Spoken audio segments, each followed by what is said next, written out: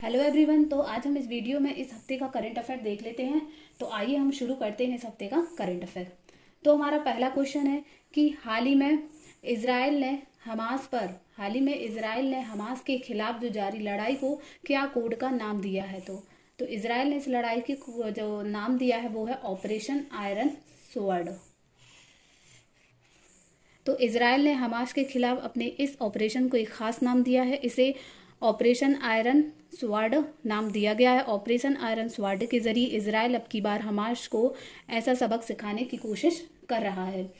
Next question है हमारा, हाल ही में किस देश के राष्ट्रपति को JNU द्वारा मानद डॉक्टरेट की उपाधि से सम्मानित किया गया है। तो तंजानिया की जो राष्ट्रपति ये हैं, ये भारत की राष्ट्रपति है द्रौपदी मुर्मू और ये है भारत के प्रधानमंत्री नरेंद्र मोदी। तो जवाहरलाल नेहरू विश्वविद्यालय यानी कि JNU ने तंजानिया की जो राष्ट्रपति हैं वो है सानिया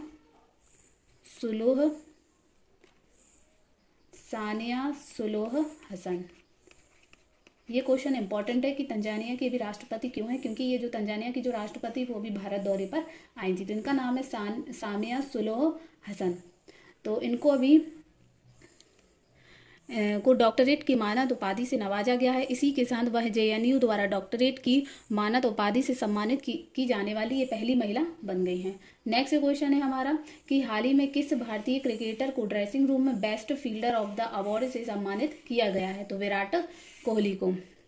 भारत बनाम ऑस्ट्रेलिया मुकाबले में सर्वश्रेष्ठ क्षेत्र रक्षण करने वाले विराट कोहली को भारत के ड्रेसिंग रूम में best fielder of the match के पुरस्कार से नवाजा गया है। नेक्स्ट है हमारा, हाल ही में इजराइल से भारतीयों को निकालने हेतु भारत सरकार ने क्या शुरू किया है, मतलब कौन सा अभियान शुरू किया है। तो ऑपरेशन अजय ये जो ऑपरेशन है वह इजराइल में फंसे नागरिकों को निकालने के लिए भारत सरकार द्वारा शुरू किया गया है। चार्टर्ड विमान के जरिए अब तक कुल 644 यात्रियों की सकुशल स्वदेश वापसी कराई गई है। तेल अवीव से अभी 197 का जो तीसरा जत्था था वह 15 अक्टूबर को दिल्ली पहुंचा था। तो अभी तक इजराइल से 644 यात्रियों या 644 भारतीयों को अपने भारत वापस ला चुकी है सरकार। नेक्स्ट क्वेश्चन, राष्ट्रीय खेल दिवस 2023 का आयोजन कहाँ पर किया जाएगा। तो ये होगा गोवा में। इस साल राष्ट्रीय जो खेल है नेशनल गेम्स गोवा में आयोजित किए जाएंगे और ये जो संस्करण होगा वह 37वां संस्करण होगा। और इसके बाद ये जो मैच होंगे वह 26 अक्टूबर से 9 नवंबर तक ये आयोजित किए जाएंगे गोवा में। ये 37वां संस्करण होगा। राष्ट्रीय खेल था जो वो राष्ट्रीय खेल पहली बार कब खेला गया था। तो राष्ट्रीय खेल पहली बार 1924 में अविभाजित भारत के लाहौर में आयोजित किए गए थे और 1938 तक इन्हें भारतीय ओलंपिक खेलों के नाम से जाना जाता था। राष्ट्रीय खेल 2023 में कई खेलों की शुरुआत होगी जिनमें फुटबॉल, रोल बॉल, गोल्फ, कलियारुपट्टू, पेनकक, सिलाट आदि शामिल हैं। नेक्स्ट हमारा, IOC ने भारत में ओलंपिक खेलों को बढ़ावा देने के लिए किसके साथ समझौता किया है। तो रिलायंस के साथ समझौता किया है। IOC यानी कि इंटरनेशनल ओलंपिक कमेटी ने भारत में ओलंपिक वैल्यू एजुकेशन प्रोग्राम की सफलता के लिए रिलायंस फाउंडेशन के साथ हाथ मिलाया। इस समझौते में ओलंपिक संग्रहालय भी साथ रहेगा। नेक्स्ट क्वेश्चन है, वैश्विक भुखमरी सूचकांक 2023 में भारत को किस स्थान पर रखा गया है। तो 111वें स्थान पर। अभी हाल ही में जो वैश्विक भुखमरी सूचकांक यानी कि ग्लोबल हंगर इंडेक्स जो जारी किया गया है उसमें जो भारत की रैंक है वो है 111वीं रैंक है।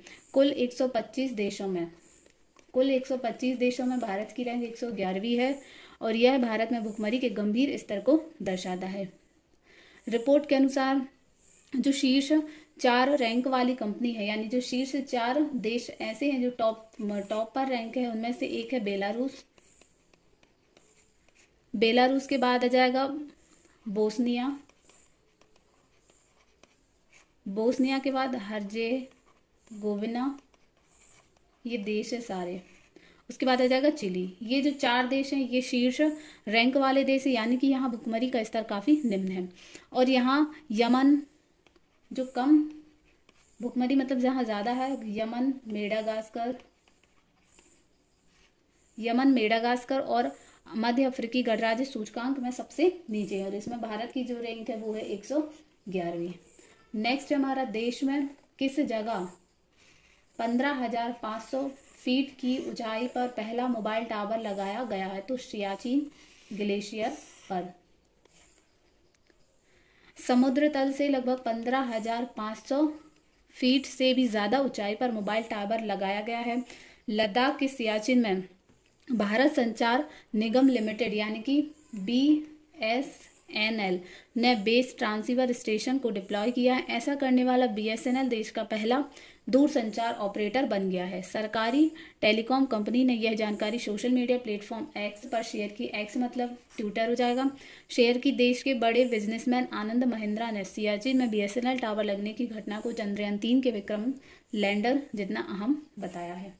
नेक्स्ट हमारा क्वेश्चन, हाल ही में किस राज्य का तट मंदिर भारत का पहला हरित ऊर्जा पुरातत्व स्थल बन गया है? तो तमिलनाडु। ये तमिलनाडु का मंदिर है, महाबलीपुरम का शोर मंदिर। ये शोर मंदिर है, ये महाबलीपुरम में स्थित है। तमिलनाडु का तटीय मंदिर भारत का पहला हरित ऊर्जा पुरातत्व स्थल बन गया है। यह तटीय मंदिर मामल्लपुरम या महाबलीपुरम में स्थित है। इसे यूनेस्को विश्व धरोहर स्थल का दर्जा प्राप्त है। तमिलनाडु में शोर तटीय मंदिर मामल्लपुरम या इसी को महाबलीपुरम भी बोलते हैं में स्थित एक ऐतिहासिक मंदिर परिसर है। ये जो मंदिर है वह भगवान शिव और भगवान विष्णु को समर्पित है। नेक्स्ट क्वेश्चन है हमारा, हाल ही में वायुसेना भारतीय वायुसेना दिवस कब मनाया जाता है? तो 8 अक्टूबर को। हर साल 8 अक्टूबर को भारतीय वायुसेना दिवस मनाया जाता है। भारतीय वायुसेना की आधिकारिक तौर पर जो स्थापना हुई थी यानी कि भारतीय वायुसेना की स्थापना हुई थी 8 अक्टूबर 1932 को। 8 अक्टूबर 1932 को इसकी स्थापना हुई थी और यही वजह है कि इस दिन को हर साल भारतीय वायुसेना की वर्षगांठ के रूप में मनाया जाता है। इस साल इंडियन एयरफोर्स यानी कि भारतीय वायुसेना अपना 91वां वर्षगांठ बनाया जा रहा है। ये था आज का करंट अफेयर। यदि आपको करंट अफेयर पसंद आया हो तो प्लीज़ हमारे वीडियो को लाइक करें, चैनल को सब्सक्राइब करें यदि आपने ना किया हो तो। Thank you.